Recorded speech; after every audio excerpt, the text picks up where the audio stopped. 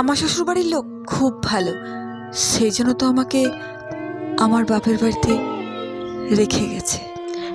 ও, আমার শ্বশুরবাড়ির লোকজনও খুব ভালো, খুব ভালোবাসে আমাকে। আমাকে এত ভালোবাসে, ভালোবাসার নমুনা তো দেখতেই পাচ্ছি।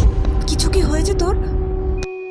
না না, আমি এমনি বললাম, আমার কিচ্ছু হয়নি। ঠিক আছে। ওই তো চলে এসেছি দাদুর বাড়ি আমি। চল না, ভেতরে চল। না, আমি যাব না, তুই যা। আমি আজ আসি, বুঝলি? আমি আজ আসি। আচ্ছা ঠিক আছে, সকালে আমি তোর সাথে দেখা করব। এত তাড়াতাড়ি চলে গেল ও? বললাম চল একটু ভেতরে যাবি, ভেতরেও আসলো না। মনে হয় ওর মনটা খুব খারাপ।